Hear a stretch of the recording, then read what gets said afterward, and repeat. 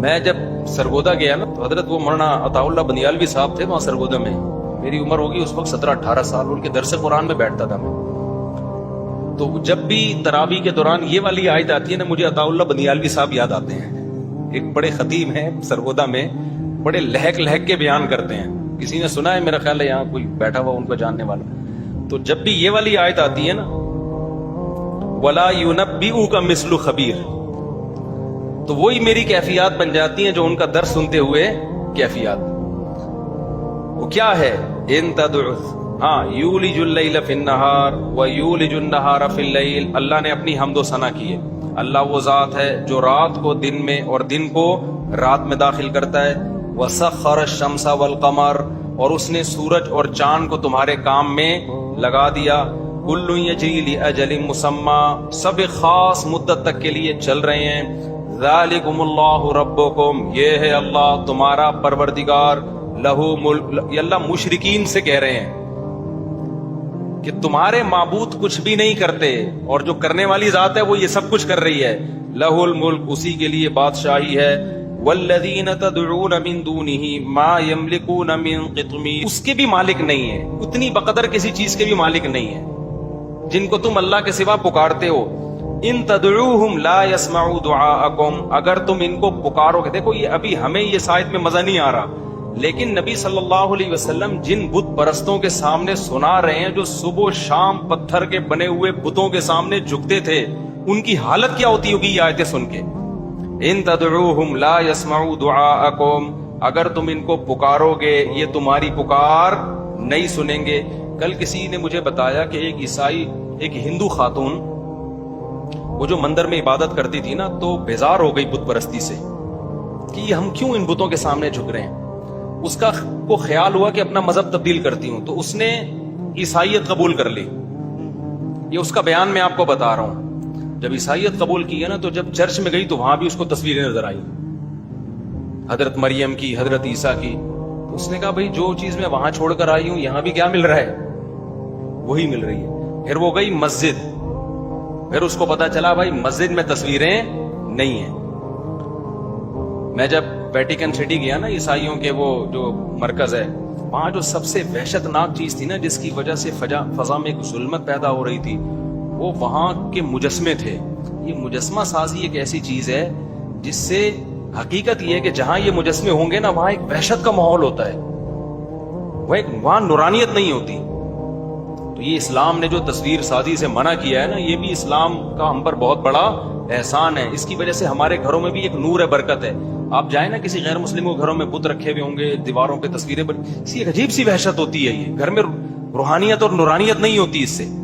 تو اللہ تعالیٰ فرماتے ہیں وَيَوْمَ الْقِيَامَةِ لَا يَسْمَعُوا دُعَاءَكُمْ, اگر تم ان کو پکارو گے یہ تمہاری دعا نہیں سنیں گے. وَلَوْ سَمِعُوا مَا اسْتَجَابُوا لَكُمْ, اور اگر یہ سن بھی لیں تو تمہاری پکار کا جواب نہیں دیں گے. وَيَوْمَ الْقِيَامَةِ يَكْفُرُونَ بِشِرْكِكُمْ, اور قیامت کے دن تمہارے شرک کا انکار بھی کریں گے. اب عطاءاللہ بندیالوی صاحب کو جو جوش آتا تھا نا وہ اس آیت پر وَلَا يُنَبِّئُكَ مِثْلُ خَبِيرٍ, ویسے پڑھتے تھے اس کو کہ تجھے باخبر سے اچھی کوئی خبر نہیں دے سکتا. تو آج وہ جو ان کی باڈی لینگویج بنتی تھی نا وہ بڑی جوشیلی, کہ اللہ تعالیٰ سمجھا کے نا آخر میں کہتے ہیں بھائی جو خبیر ذات ہے نا خدا, اس جیسی خبریں تجھے کوئی نہیں دے گا. تو ہندوؤں سے پوچھے گا وہ رپورٹ چینج کر دیں گے, وہ اپنے بتوں کے بارے میں وہ رپورٹ نہیں دیں گے جو کون دے رہا ہے, اللہ دے رہا ہے. تو کسی اور سے جا کے پوچھے گا وہ بھی تھوڑا تذبذب کا شکار, کلچر کی خیال کرے گا. بھائی اتنی لوگ بتوں کی عبادت کرتے ہیں, ایکچولی کوئی بات نہیں, کلچر ہوتا ہے. کوئی خود مسجد میں چلا جاتا ہے تو ایکچولی کوئی کہاں چلا جاتا ہے,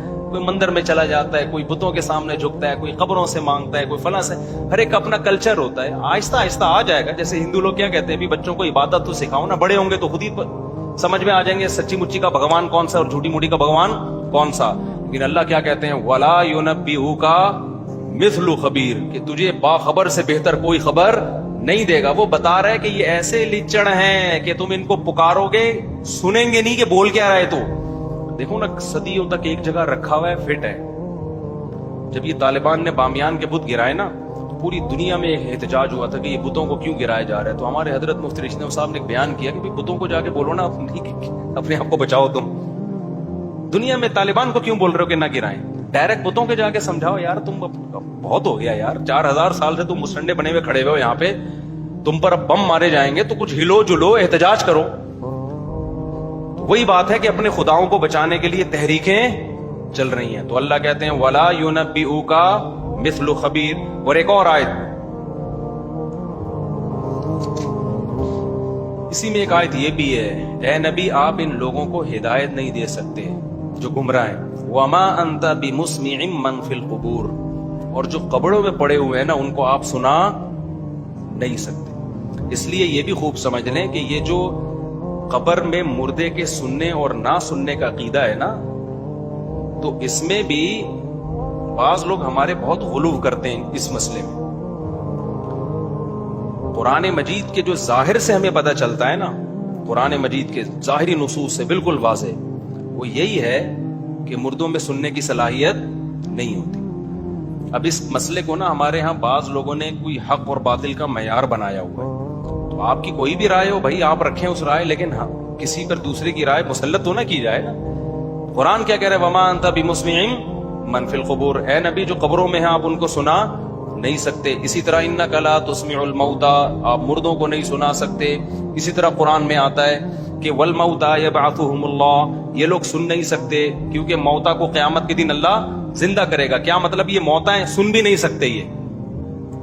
तो इसलिए मेरी राय इस बारे में, हमारे शेख हजरत मुफ्ती रशीद अहमद साहब रहमहुल्लाह की राय वो यही है कि मुर्दों को ना सुनाया जा सकता है, ना मुर्दे सुन सकते हैं। हाँ कुछ जुज़वी वाक़यात है मुर्दों के सुनने के, तो जहां हदीस से सुनना साबित होगा हम कहेंगे ठीक है वहां सुनना साबित है, सिर्फ उस हद तक, उससे आगे उसमें ताद्दी हमारी नजर में ठीक नहीं है। फिर भी कोई समाए मौता का कायल है तो वो खुद दलाइल जाने, इसमें फड्डा करने की बिल्कुल भी जरूरत नहीं है। बाकी वो एक लतीफा सुना के अपने बयान को खत्म करता हूँ, वो है बड़ा जबरदस्त।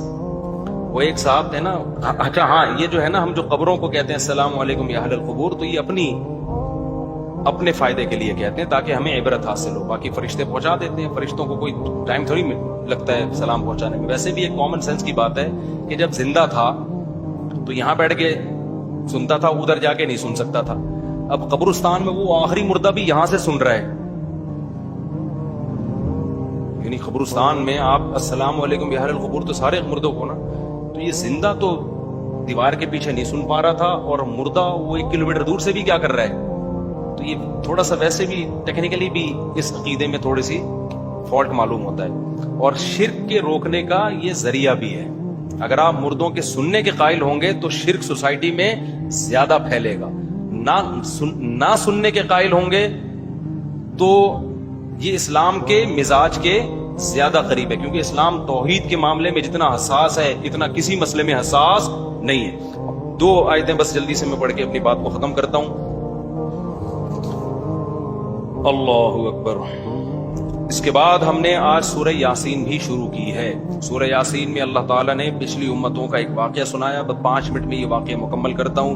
वज़रिब लहुम मसलन अस्हाबल क़रियति इज़ जाअहल मुरसलून इज़ अरसलना इलैहिम इस्नैनि फ़कज़्ज़बूहुमा।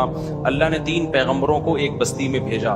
बहुत से हज़रात कहते हैं इससे मुराद इंताकिया है, वल्लाहु आलम, अल्लाह ही जाने कौन सी बस्ती है। यकीनी तौर पर इंताकिया नहीं, जिस तुर्की में जहाँ ज़ल्ज़ला आया हुआ हम गए भी हैं, वहाँ बहुत सारी ऐसी चीज़ें भी हैं कि ये वो जगह है जहाँ वो बंदा आया था, यहाँ ये हुआ था, किस्से हैं, अल्लाह ही बेहतर। मैं एक दफ़ा अजायब घर में गया तो वहाँ ना तुर्की के, तो मुझे बताया कि ये फलां चीज़ है, ये फलां चीज़ है। मैंने कहा ज़बरदस्त भाई।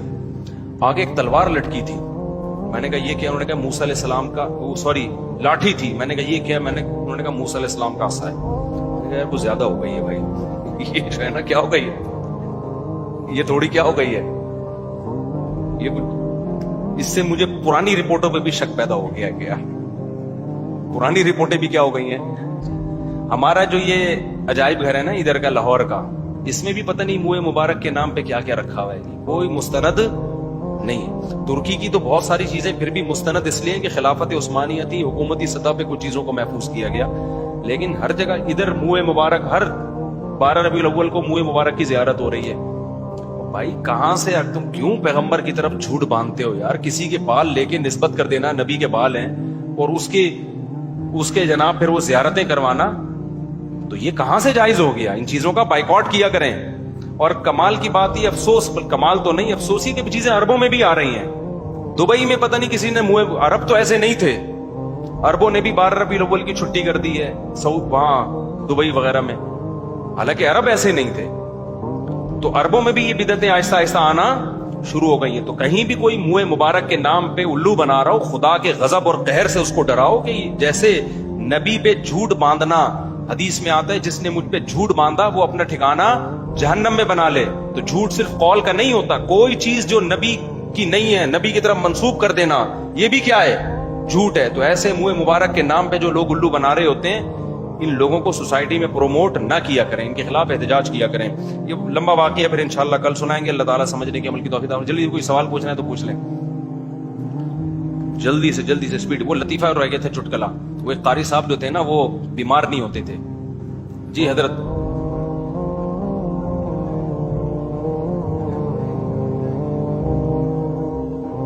हाँ बहुत अहम बात, मैं इंशाल्लाह इंतजामिया से बात करता हूँ। सही कहा आपने भाई। देखो वो एक कारी साहब थे ना, ये कब्रिस्तान में जब भी मैं मुर्दों के सलाम की बात करता हूँ ना, सलाम की हाल, मुझे वो चुटकला याद आता है। मैं कराची एयरपोर्ट पे था तो वो सिक्योरिटी का जो हजरत सबसे बड़ा ऑफिसर है मुझसे मिलने के लिए आया और कहने लगा मेरी डिप्रेशन खत्म हो गई आपका एक लतीफा सुन के।